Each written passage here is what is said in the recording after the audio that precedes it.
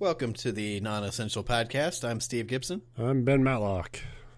And we've got a show. Yeah, we do. It's going to suck because, my topic's not, it's not about a bad person. And that's like our forte. That's our bread and butter. Yeah, so, it was a good run, 32 episodes, but I finally needed a topic that kind of, I don't even want to say it cheered me up. It does a little bit because it's not a bad person and her life doesn't end horribly. I'm going to be so lost during the story, I can tell. So I was making the notes yesterday, and we've always said there's no criteria for this show. There's no no standards, no criteria. There's no topic. We don't keep things in a theme. It doesn't have to be funny. It just has to be something that interests us. And I'm going to really test that today. So yeah, my story is about Polly Adler. Polly Adler, she's kind of well known for her book. The book's called A House Is Not a Home. And after kind of reading just sort of the broad points of her life, I actually really kind of want to read that book. But if I pull up any quotes from this, it's directly from that. So Pearl Polly Adler was born on April 16th, 1900 in Yanao, Russia. Her childhood goal was simply to complete her education, which I've always thinking when I was a kid and my goals was how the fuck can I get out of school and not have to finish this shit. And exactly. But you always read these stories of these figures from history who's they just wanted to graduate. And I'm man, my whole life was man, fuck that diploma. But I ended up getting one. That's the fucked up thing is I ended up getting one and her life ended up taking a real fucking turn. So she wanted to complete her education as a kid, and her father, a tailor, decided that instead of doing that, he was going to transplant the whole family to America one at a time. Which that's one way to do it. I mean, I get it. You can't afford to move them all at once, so. Well, and I'm thinking with my family, that's two people, family's three people really, it would be tough, but you could do it. She was the oldest of 9 children. So one at a time takes a long fucking time. Yeah. And also if you're the last one, that really sucks because there's a point then you're the last one. Yeah. Behind. It's and it's okay, well, I'm in Europe and all my connections just went to America. And I was really hoping that this story is about to turn into one of those fox, goose, and seed riddles where you have to take one kid over, but then take another one back, just to make sure that, yeah. Right. But no, it actually gets cut off there pretty quick. So Polly was the first to go to Massachusetts. That's where they had family friends, and she sort of they let her stay there while she did housework and kind of worked on learning English. And then World War I broke out, and that halted the family's attempts to immigrate, and Polly was basically cut off from her family besides a monthly allowance from her father. Using that, she moved in with cousins in Brooklyn, and she attended school and worked in a corset factory, earning $5 a week. I've said it before, but fuck companies. Because good well, and that's God. The thing too. If you're thinking, well, $5 back then is more than it was now. Well, yeah, but it was still nothing. Not that much. Yeah, right. It's imagine getting for me that would be getting $25 for a week of work. Right, and that's bullshit. When she was 17, she was raped by her foreman and became pregnant.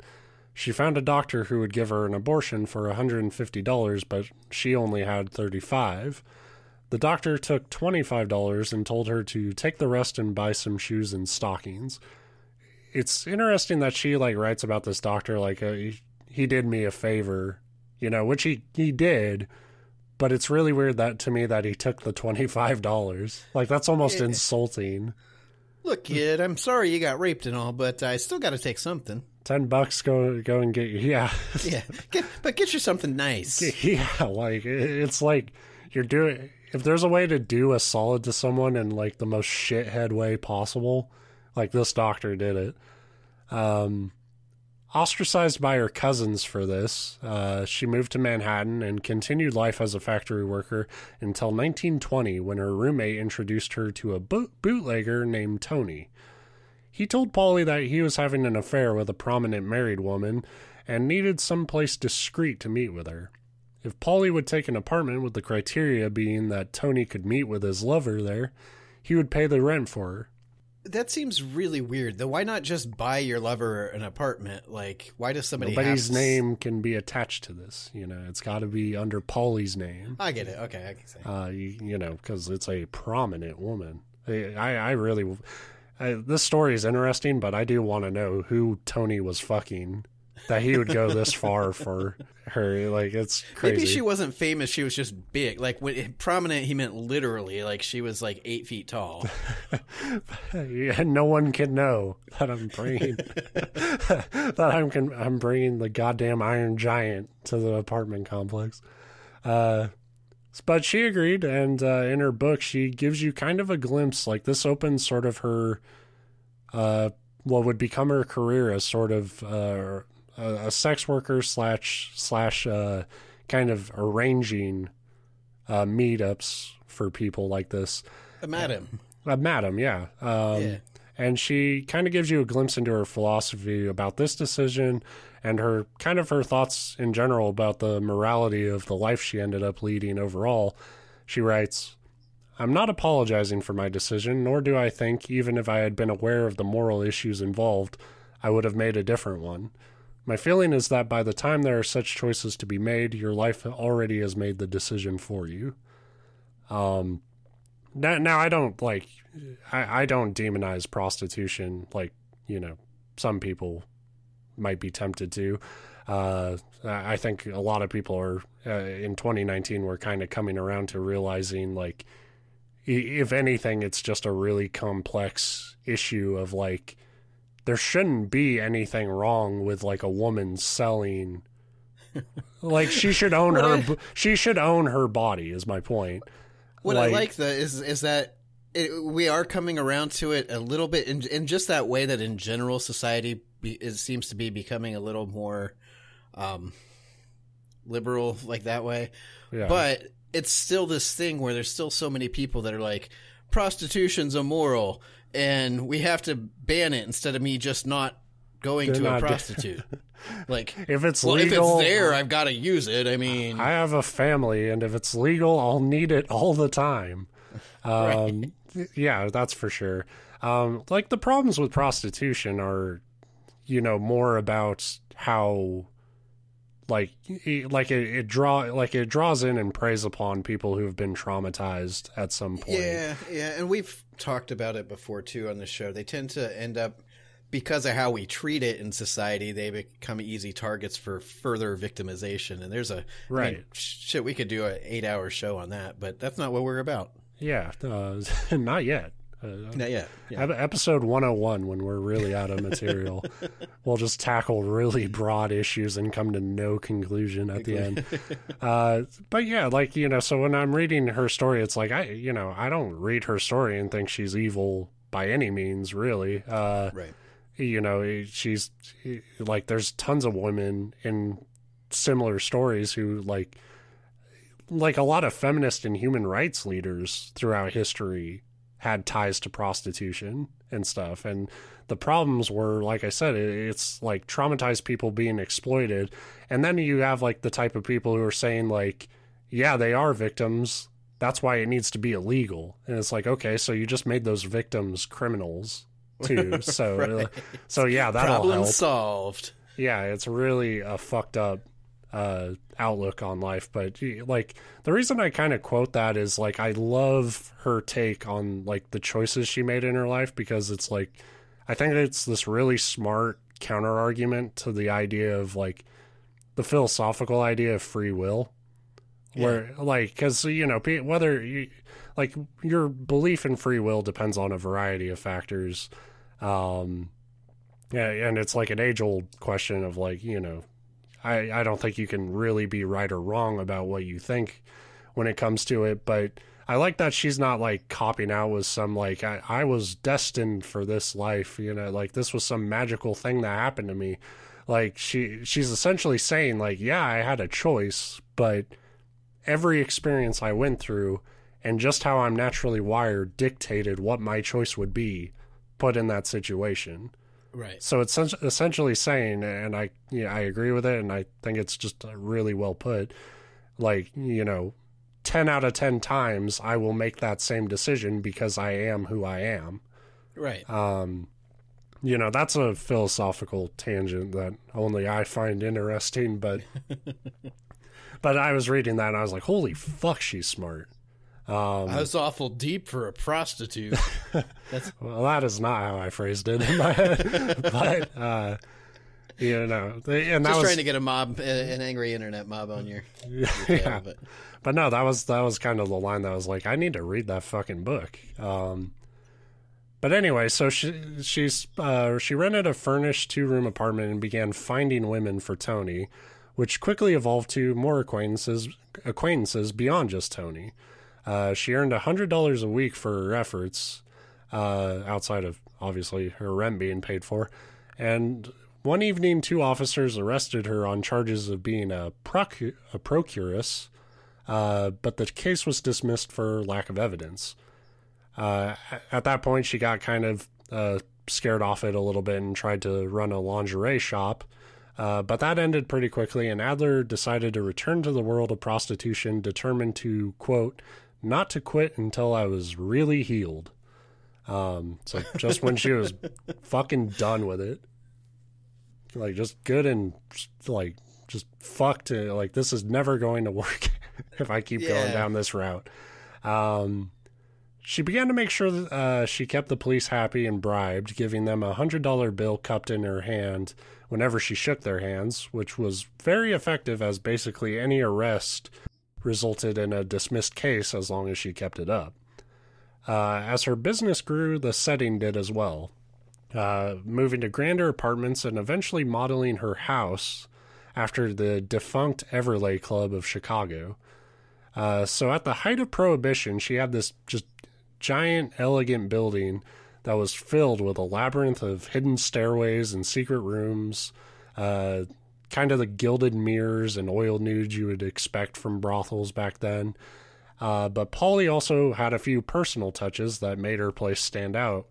She had a Chinese room where guests would just play mahjong, and a bar built to resemble King Tut's tomb, as well as a Gobelin tapestry depicting Vulcan and Venus, quote, having a tender moment, as she described. So it was just this fancy fucking weird place. Yeah. And just, like, right there in fucking Massachusetts. And it was really popular. It was kind of one of those, like, open secrets. Like, everybody knew about it, but the cops were... But it was classy and it wasn't causing problems. Yeah, well, you know, fuck. You say like, oh, she was bribing the cops, but the cops were probably some of her best clients. Well, yeah. Also, yeah. So she treated her workers as investments rather than commodities, teaching the coarser ones manners and encouraging them to read because they couldn't be in the life forever. These gals really wanted to work for her to the point where it said she had to turn away 30 or 40 for every one she hired. After the stock market crashed in 1929, Polly thought her business was going to slow down drastically, and instead the business blew up even more because it turns out when their personal world is ending, that is exactly where the minds of men tend to go. Like, where can I have sex and try to forget all this shit? Right. So she was living it up pretty well, but a year later, the Supreme Court appointed a Judge Samuel Seabury to head what would become one of the largest investigations into municipal corruption in American history. Adler received an anonymous phone call almost right away that said, "Hurry, Polly, get out of your house. They're on their way to serve you a subpoena." The Seabury Commission was pissed that Adler had never been prosecuted for prostitution despite all her arrests. One former district attorney was questioned and admitted he was afraid of her influence and, quote, laid down, which is a terrible phrase to use when people are asking why you didn't stop a sex worker. I didn't really want to prosecute her, so I decided to lay down. I just, I laid down. I totally gave up everything to her. I mean, I get that this case fell into my lap, wink, wink. Like, I know it looks bad, but she really had me on my knees. She fled to Miami, hiding in a hotel under a different name, and just sort of followed her case through updates through the New York papers. After 6 months, though, she kind of got tired of it, and she returned, and 2 Seabury men appeared at her door the next day. At a time when her friend from the Vice Squad, that's, the local police, and Erwin O'Brien happened to be there. So Adler got brought in for questioning, and Judge Seabury asked if it was true that Mayor Walker and other politicians had celebrated important events at her house.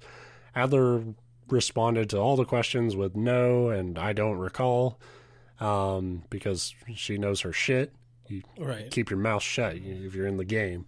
But then Seabury produced a check which had been from O'Brien as payment for some stock. Seabury said, it's a policeman's paycheck, is it not, Miss Adler? And you will notice that it is endorsed with a capital P. Adler insisted that it wasn't her handwriting, and Seabury told her to think it over, refresh her memory, and give me a real answer tomorrow. Which always works. Yeah. And that actually kind of wrapped up Seabury's aggressive pursuit of Adler. The police contacts of Adler's that weren't arrested because of her testimony. She didn't give anything up, really.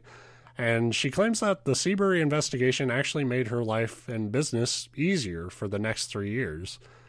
She didn't have to deal with potential double crosses from Vice Squad men or keep bribing them or deal with the fake raids that would happen just so they could up their quota. She was everybody was just like, well, that settles that. We arrested some crooked cops. You keep running a brothel. So basically, you mean the Seabury men started visiting the brothel? Probably. We need to shut this down. Wait a minute. She sounds like the type of person you talk to once, and the next thing you know, you're just in her fucking joint all the time. Mm-hmm. It wouldn't take much to sell you on it. It's and what's fucked up is I'm reading about it, and I'm like, wait, you can play Mahjong? I was about to say, that's the thing. You get these guys that are all against the brothel part of it, and then it's we're going to shut you down for Mahjong, you say? A King Tut tomb replica, really. I imagine me going there with my friends, and they would walk off with women down some fucking weird hallway, and I just, I'll be there in a fucking second. They have Mahjong. And I just imagine there's one dude in there who's really good at it.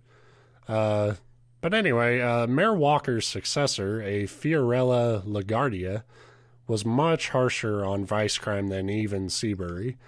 Within 1 minute of swearing in, he ordered the arrest of Lucky Luciano and threatened the entire police department to, quote, drive out the racketeers or get out yourselves. In the name of scouring the city free of this incorporated filth, Adler was arrested for a 16th time on July 1936. This time, however, she pled guilty to a charge of maintaining a disreputable apartment, which sounds like a crime they made up specifically to, charge her with something. Right. That does not sound like a real thing, but it was. And she served 24 days of a 30-day sentence at a house of detention for women. So she had the resources and influence to get this pretty light break, but she does note in her book how the other prostitutes around her were basically given no such chance at reform. They were just going to get further shit on by a system and society that drove them to that point. They were serving longer sentences. They didn't have resources when they got out. It was bullshit, and it's still bullshit today. Yeah.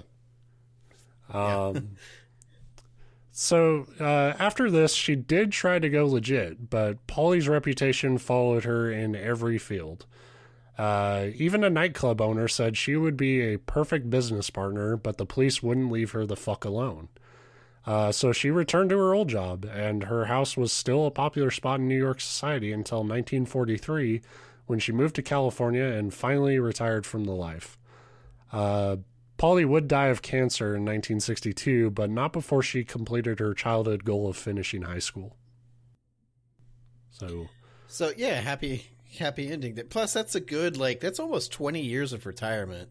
Yeah. So if you're going to die in your 60s, so you still get 20 years of retirement, that's pretty good. Right. And, I do like somebody who, went through all this shit and then at the end was like, you know what I always wanted to do, but I don't know why that thing would be finish high school. High school is terrible. But I do respect somebody being like, I remember that thing I wanted to do as a kid. I'm going to fucking do it. I did find it funny, though, that, nobody would bring her on for, a legit business when it seems like she was a better businesswoman than fucking anyone. But it's because guys are terrible, so once they know that she was involved in any way in prostitution, she couldn't work a job. Be like, oh, what would you like to drink with your meal, sir? It's like, a prostitute? How about boobs? Yeah, it wouldn't work, but, I do find it funny. It's she could have probably schooled anyone she interviewed with. I've got to respect her for the one thing that I've said about a lot of, I'm going to say this, again, we've talked about the issue of prostitution and its legality, but just in general, for anybody that runs a criminal endeavor that makes a bunch of money, which you could tell she did, and of course she would, that actually gets to a point and it's just okay, I'm happy with the money I have, and enjoys it, instead of what 99% of people do is they stay in it until they get fucked over. Yeah, and until you have that goddamn Breaking Bad mountain of money that you're just I can't even count it all. It's just sitting here molding. And then you get shot or thrown in jail for the rest of your life, and you never get to actually enjoy it anyway. Yeah, it's that's the other thing I think is interesting about it is this is the story of somebody who she didn't get out of it clean. She didn't get into the life clean. Like I said, it brings in people who have been traumatized, and she was no different. But I do like somebody because it is a fucking victimless thing. I mean, outside of the workers who knows what their backstories are, but the pure mechanics of prostitution are not hurting anyone. It's like smoking weed or something. Or it's and it's like I said, if you've got religious problems with it, great, don't go to a prostitute. Right, it's a completely voluntary purchase that I make at least 5 times a week. No. But yeah, so that's Polly Adler. Like I said, her book's called House is Not a Home. I definitely want to check it out now because, this is just the broad summary, and I imagine the actual details of her life are pretty interesting. So. Do you know how hard it's going to be for me to type the summary up and not accidentally type Sadie Adler? Or Sadie, I mean. But so, you can't pronounce it. So. So, yeah. So it shouldn't be that hard for you at all. So, yeah. But no, yeah, and like I said, I got to respect that. Like you said, early on, she said, after her first kind of brush and then going back, it's well, I'll just go back to it until I just don't feel like I should do it anymore. And then she literally, got to a point where she's okay, I'm done. All right, I built the best brothel ever, so I think I'm done now. Yeah, I'm going to retire, but not to Miami, because apparently she hated it down there. Yeah, and that's probably also a subconscious thing I respect her for. Is she was one of the few figures in history who doesn't just in crime history, at least, because you hear about a lot of mob guys who, if they do get old enough to, they will jump to Florida and shit and die there. But she was this sucks. Fuck that. I'd rather deal with jail than to be in Miami anymore. It's so fucking hot here. There's every time I go outside to get the mail, there's a fucking alligator. It's well, not. just imagine, like you said, she worked at a corset factory. She lived at a time where women had to wear like 13 layers of like the world's heaviest fabric, like that. Yeah, I can see that. And no air conditioning. Like, fuck Miami. I'm going to Minnesota. Right. It's like wear your bathing suit that will suffocate the life out of you. Good story, and like I said, it's weird to have one from you that doesn't involve like multiple murders or like some weird satanic creature. Yeah, but well, I tried. I tried this week, but just like, and was her brothel haunted? No, yeah, it's like, oh fuck, I'm never gonna be able to sell this on the show. But yeah, I was really looking. I was clicking through a million stories, and it was like some of them were interesting, some weren't, but none of them felt like good for the show. This was the one where I was like, it's not really my wheelhouse, but I can definitely talk about this. It's funny how they click. My story this week is kind of the same. We've talked about it a lot, especially on Twitter, where it's like, I had some ideas, and then there was one in particular I thought I'd look at, but I wasn't super excited about it. But it's like, well, I'll do the research and start taking notes because I need something. And then, like, the more paragraphs in you get, the more you're like, holy shit, this story is really cool. Or interesting. So, in 1915, San Diego faced a massive water shortage. Without access to a natural water source, the city depended on its reservoirs to support its population. However, a lack of rain had led to the depletion of these. With their water running out, and despite some skeptical backlash from some of their own members, a desperate city council turned to the one man they hoped could help them. A sewing machine salesman named Charles Hatfield. Charles Hatfield was born in Kansas in 1875, and his family moved to South Carolina sometime in the 1880s. He eventually grew up, like most kids do, and he became a salesman for the New Home Sewing Machine Company. Then at the age of 29, he moved to Glendale, California. I guess, by all accounts, I read multiple articles on this guy, and by all accounts, he was a good salesman, but he didn't fit, like, the mold for the common, like, the fast-talking Harold Hill style, like, hucksters that we picture from, like, the early 1900s, where they, hey, you need a sewing machine. You got trouble in this city, and sewing will fix it, I'm just imagining, like, the polar opposite of, like, now you're going to want to plug that in very carefully. Have you...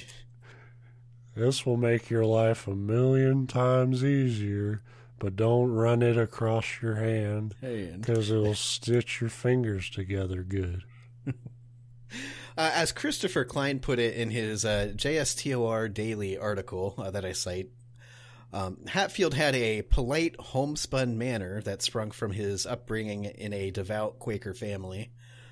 Klein physically describes Hatfield as having piercing eyes as blue as water, and eerily pale skin that suggested he had little affinity for the sun. Which is a really fucking weird way to describe a person. Nosferatu, basically. Right. But it's probably easier for me to just say that most of the things I read about Hatfield said he was a relatively, like, handsome, agreeable sort. Like, not some, like, to be fair, Hollywood women actor, fell for Nosferatu, too. Yeah, it's true. It's the eyes, man. Creepy goblin-ass eyes. Eyes, yeah.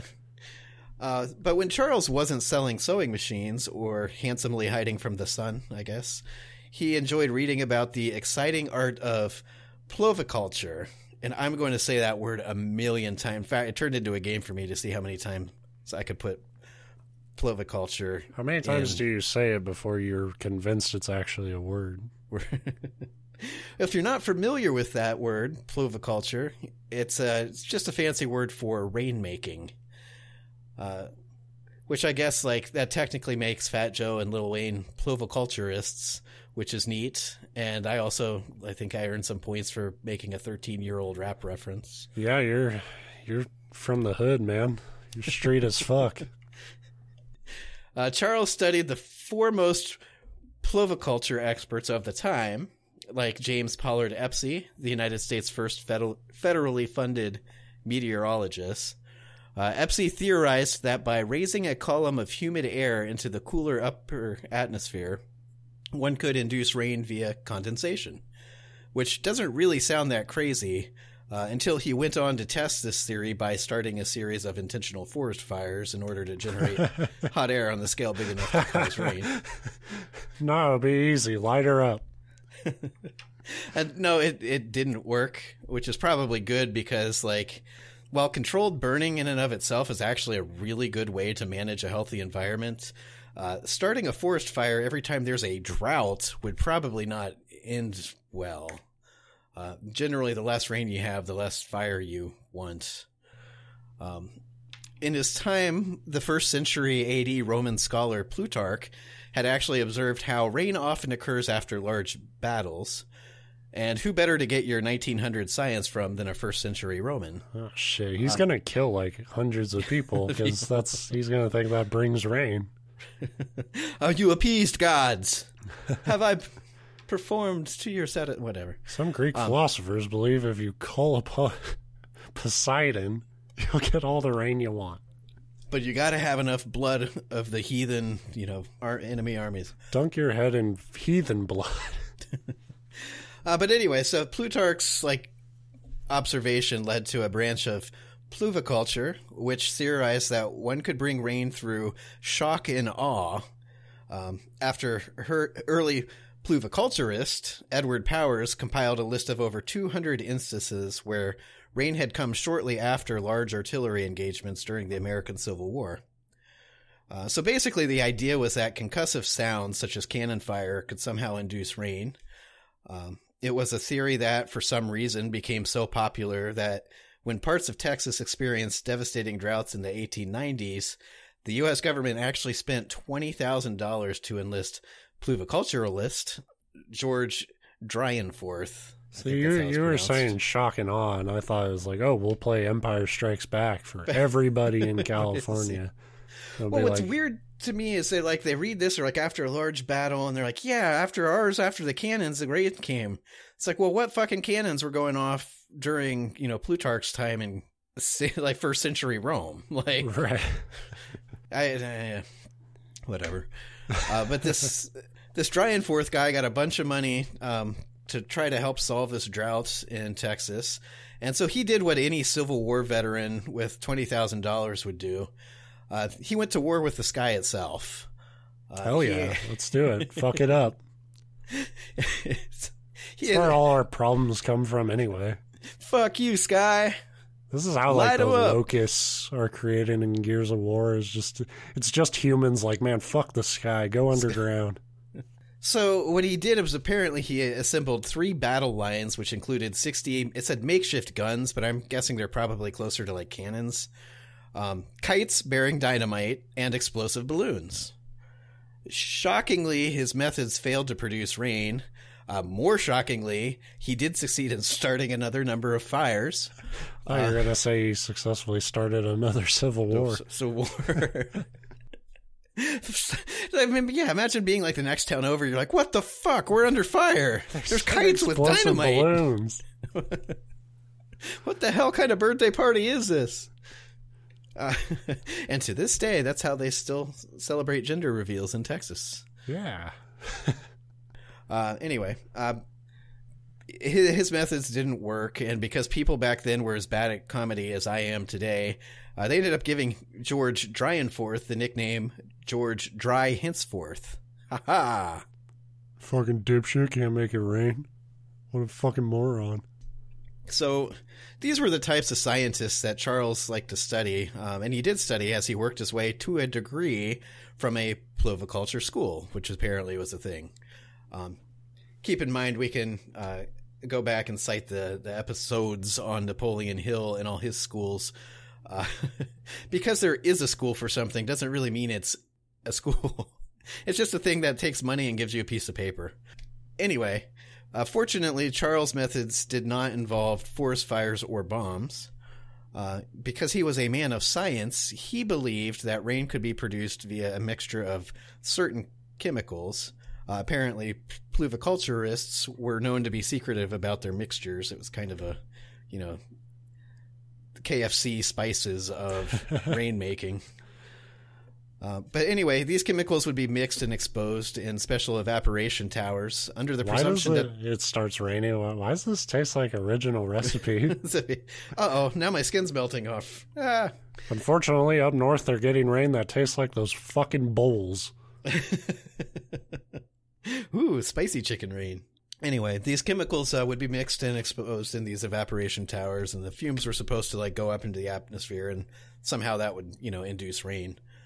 So in 1904, with the help of newspaper ads placed by his promoter, Fred Binney, Charles was hired by a group of ranchers near Los Angeles to produce rain.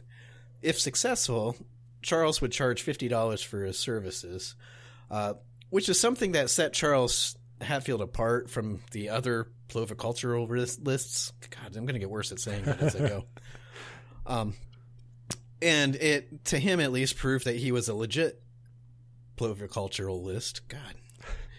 Why did I do by this the to end, myself? it's just going to be... Yeah. But anyway, Charles only ever charged money for his services if his customers actually got rain. So in other words, he didn't take payment up front. It was just like after the rain had been delivered, then you could pay him, which made him an honest rainmaker. So he was hired by these guys near LA, $50 if he made it rain, and they actually saw results. It ended up raining. They were so happy that they paid him $100 instead. They, oh man, you did such a good job. Here's double what you were asking. That's got to be the shittiest fucking, because you're probably talking out your ass a little bit, I'll give you $50 you make it rain. Instead it's it fucking totally worked. God damn it.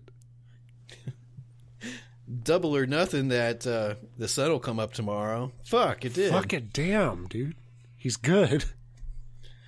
But they were more than happy to pay him double his asking price, despite the fact that the Weather Service at the time had been quick to point out that the rain that they saw was the start of a larger storm system that had already been developing, prior to hiring him. But whatever. That he brought with him. My first thought was can you imagine the exasperation of the actual meteorologists? They had the real science and the plain as day evidence to show it, but people were still rejecting it in favor of some ridiculous magic rain chemicals. But imagine what a great we always talk about how I respect a good con, and wouldn't it a great one be if back then you could sort of you knew kind of the route a storm system would take, and you just sort of followed ahead of it just a little bit to each town and said, hey, I'll bring some rain. Right. Don't worry, you don't have to pay me till after it comes. You're right. Fuck, man. That's good shit. That's bank right there. For nothing. So, you do nothing. That same year, he promised that he could ensure LA would get 18 inches of rain over a 5-month period in exchange for a mere $1,000. And of course, LA would go on to get actually more than 18 inches, and he got his $1,000 and another big PR win. Because the more we do the show, and we do a lot of characters from the 18 and 1900s, and there's one thing that they all have in common is that they have to have made some stupid ass old timey quip that they thought was so witty, and it would become their catchphrase. Charles was no exception. He had one of these. He was known to say, "I do not make it rain. That would be absurd. I simply attract clouds and they do the rest." And it's fuck. That's one of those local fucking company commercials where they're trying to match their horrible fucking lyrics to a jingle, but it doesn't quite work. Oh man, we've got one going right now. It's ridiculous, but I can't think of it. We have an electric company where it's you call 866-411 zap. They had to change their phone number to fucking zap. But that's a terrible one for an electric company. Right, and it's all these people their fucking mascot is this fucking demon light bulb that is probably going to fucking burn down a house. But the song is so fucking bad. I don't remember how it all goes, but it's don't put the phone in your lap, 'cause baby, you're gonna get zapped. It's what's that have to... You're supposed to solve electrical problems, and you're You're threatening me. They're hired. If I'm ever out that way and I need an electrician, they're the first people I'm calling. Yeah, well, their number's imprinted in my head now because of that fucking terrible jingle. Which is the goal. Right, totally. So anyway, after a few years of these, little jobs, he was contracted to produce rain for the Klondike goldfields up in the Yukon Territory. They offered him a full $10,000 if he could successfully make it rain. Unfortunately for him, he could not make it rain, and so was only paid the $1,000 needed to cover his expenses. But despite that, his rainmaking ventures continued to produce just enough results that by the time of the San Diego drought in 1915, his name was brought to the attention of the city council. Oh, shit. Despite some skepticism from a few of their members, and with increasing pressure of the apparently fans of Hatfield, the San Diego Wide Awake Improvement Club. Who the fuck names these things? Anyway, the city began negotiation with Charles to solve their drought problems. The city wanted Charles to refill the nearly empty reservoirs. Charles offered a rate of $1,000 per inch of rain, with results being anywhere between 40 and 50 inches over the course of the year. Instead, the city said, "No, that's all right. We don't want to give you $40,000 or $50,000, but we will give you $10,000 once the reservoirs are filled." So, Charles quickly got to work constructing a tower just outside of town, and with the construction complete on New Year's Day in 1916, a light but steady rain began falling. There was a quote in one of the articles from a local dam keeper's wife that she later recalled. After this drizzle, whatever, started, it was pretty steady. It wasn't, a big rain, but it was steady, and it was more than they had seen in a long time. Right. She went down to see Charles, and she said, "Wow, it's really raining now," to which he replied, "You haven't seen anything yet. Wait 2 weeks, and it will really rain." He was right. By January 5th, the rains grew heavy, and then continued to get worse day by day. You haven't seen anything yet. Wait till next week when your house gets flooded down. Riverbeds, which had been bone dry, were now struggling to contain the rising waters and soon gave way to flooding. Bridges were washed away, which disrupted rail traffic, and telephone poles were toppled and swept away in the currents, disrupting communication. I just love his confidence. He's like, just give it 2 weeks. You're fucked. The Sweetwater and Lower Odie Lake dams both overflowed, leading to even more destruction. Fortunately, there was a break in the rain on January 20th, and then 2 days later, it picked right back up. And under the increasing pressure, that Lower Odie Lake dam gave way altogether, which led to a torrent of water that destroyed homes and killed as many as 20 people. Charles could sense that his warm reception was quickly fading. On February 4th, he met with the press. To be clear, I've always said the clouds do it. Right. I don't make rain, damn it.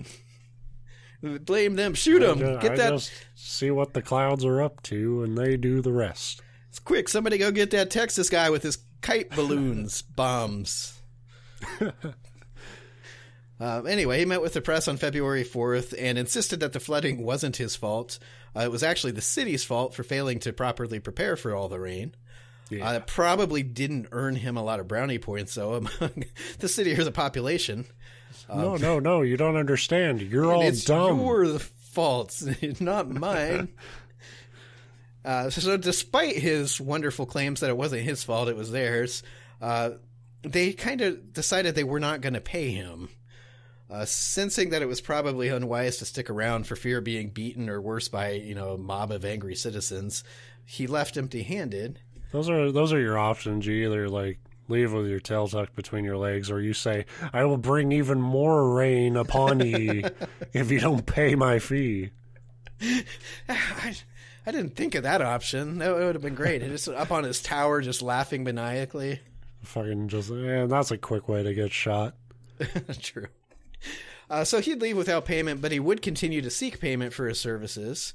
That would prove to be difficult, though, since the formal contract was never actually drawn up. The city council and him, during a meeting, had verbally agreed to the terms, but they didn't put anything in writing. So that left Charles with very little, in the way of legal recourse. Eventually, after growing tired of his repeated attempts, he would actually try to sue a couple times. Either the council or a judge or somebody, they basically came to the conclusion that they would agree to pay Charles the $10,000 that he'd earned by attracting the rain, but that meant he would have to officially take credit for the rain and thus responsibility, at which point he'd be required to pay the city back the thousands of dollars in damages. Right. So that's pretty, we'll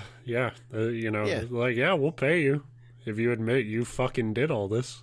Right. And he wasn't about to do that. And if he's saying, well, it wasn't me that did the rain, it's like, then why the hell should we pay you? Right. So he said he didn't love that idea of taking responsibility for a flood that killed people and basically took out, hundreds of thousands of dollars worth of city property. I wouldn't be thrilled about it either, but imagine like the reputation you could have, that you had that kind of power.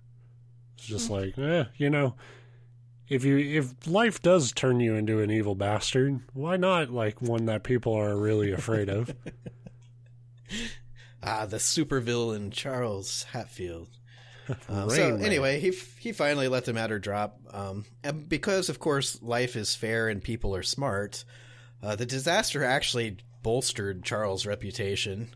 And so he'd continue to see success, as in make a lot of money, as a pluviculturalist, up until the start of the Great Depression, at which point the demand for pluviculture, or more importantly, the funds for it, dried up.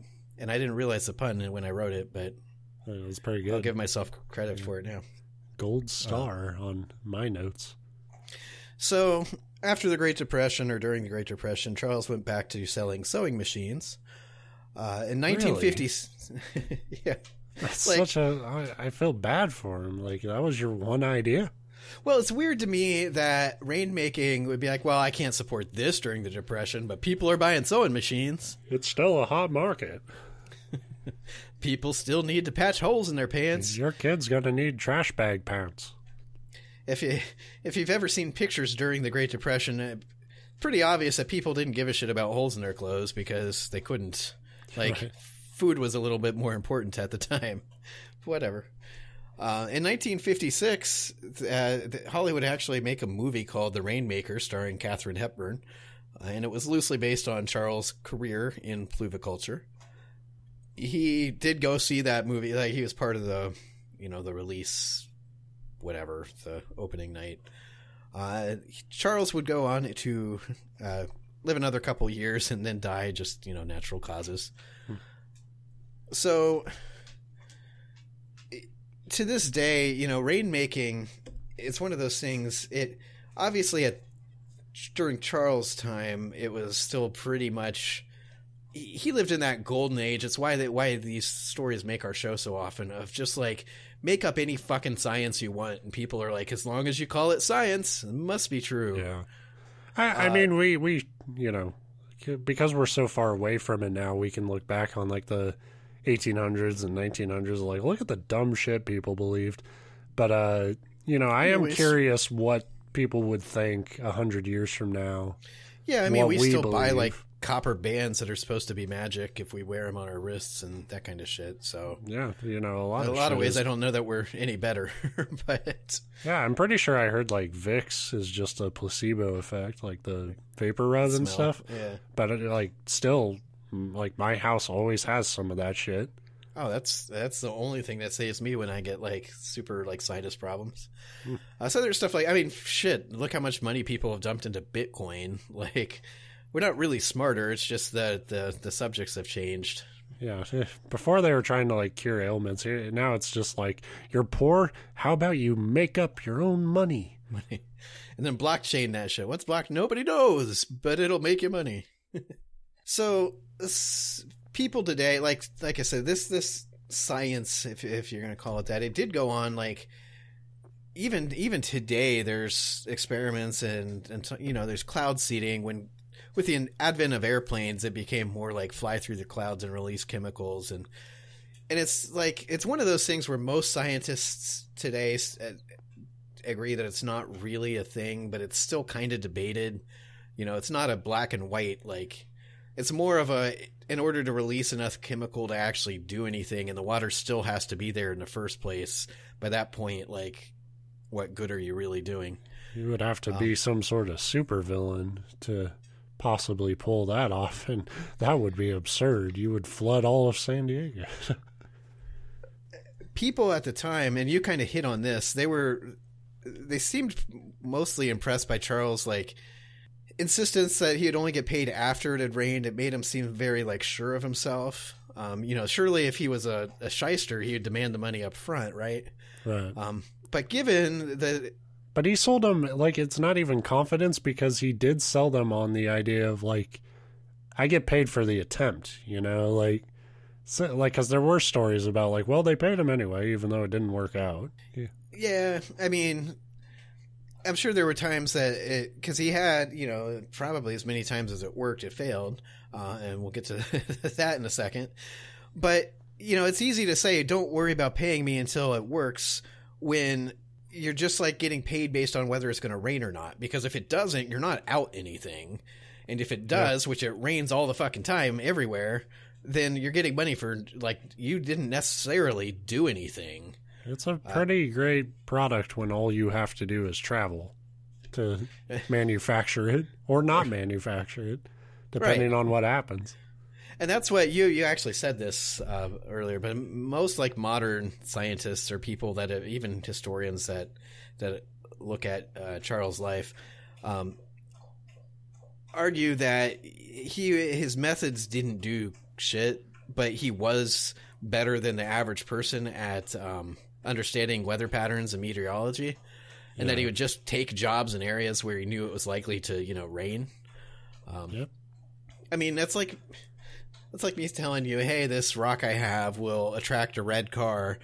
If a red car doesn't go by, I won't get paid. But if one does, you got to give me $100. It's like, it's this weird deal you're making with people. Yeah, well, basically, you're tricking them into making the safest possible bet for you to win. But it's a bet you can't lose because you're not putting anything real up. So right. That's I mean, there why would be it's some cost for his like tower and his chemicals, but I don't imagine they were much. Yeah. And like you said, there was a lot of times that I'm sure that they're like, well, it didn't work, but we'll pay you for your supplies. You tried. Right. So, yeah. But because his rep didn't take any fucking hit. So. No, in fact, like, but that's how humans work. Like, he could fail 13 times in a row, and then the one time it works, people are like, oh my God, he made it rain. We need rain. Let's try it. Right. And of course they're going to keep hiring him because they say, well, if it doesn't work, we don't have to pay the guy anything. So, like I said, you're tricking people into making the stupidest possible bet where you put nothing on the line, but you can gain a lot by not doing shit. So yeah, you said, oh, I'd respect somebody if they came up with it. That's what he did. So I guess that's awesome. Yeah. Like I said, fucking hero. We have and two great people featured on the show today. And he's far from the only one that did this back then. That was a thing back then. There was lots of rainmakers. He was famous because of the unfortunate, coincidence of saying, I'm going to make it rain, and it flooded the whole fucking town. Right. Which was hilarious. But because that's one of those, his whole life is built on taking credit for something he didn't actually do. And then you're taking credit for it in advance. So when it goes horribly wrong, it's like you've already taken credit for it. It's like, oh, shit. Yeah. Well, can I still get paid? No? Oh, okay. So that's Charles. I like Charles. I mean, he's a shithead, but that's my type of shithead. Because you have to put in work to like make the scam work. It is a scam. Well, it's bullshit. That's the thing. We've had a couple other people like this too. In my like brief, couple days of reading about this guy, I never came to a conclusion whether or not, some of these, he may have 100% believed in what he was doing. Like he went to school for it and he like conducted experiments on his father's farm back in South Carolina. I left that part out of my notes. But he might not have thought it was, he might have just been that dumb to not realize that he had stumbled into a great scam. And so, I mean, I think after a while though, you're so like, well, it didn't rain that time, and but it rained this time, and I literally didn't do anything different. Maybe I have no impact on this whatsoever. Yeah. I mean, if I had to wager, I'd say he probably knew he wasn't really doing anything. But it's one of those quote unquote sciences or pseudoscience, if you want to do that, that always hedges its bets like that. Like, it's just like his fucking quote where it's like, well, look, we're not magic, but it might work. And if it does, pay me. Yeah, that's can't imagine we do anything like that today. Oh. But anyway, yeah, I like Charles. I think Paulie's cool. Yeah, and if we must have a depressing note for our show, which I think we do, it's just that both of our stories, Paulie's situation and that whole thing, and Charles, his scamming, and that whole people falling for it, not only falling for it, but like kind of idolizing him and like treating him like a celebrity. It's that, they both were happening in the early 1900s, and they're still fucking happening in 2019. Yeah. The more things change, huh? So yeah, we'll call that the show. I think this is the first time we haven't broken an hour, which makes Ben the editor very happy. That's what'll get the standing ovation from the fans out there. Right. Yeah. Maybe one I can listen to. Yeah. So yeah, we'll be back next week where let's not bullshit. I'll probably talk about a real piece of shit again. I talked about my one good person for the year. I'm probably set. Your heart is sufficiently warmed now to spend the rest of the year thawing that back out. Yeah, just talk about miserable people and edit the show every week, and then just like after a few months wonder why I'm depressed. Doesn't make any sense at all. Yeah. Now let me go back to talking about how everybody's awful. All right, so yeah. Anyway, thanks for listening. We'll see you next week. Toodaloo. Bye.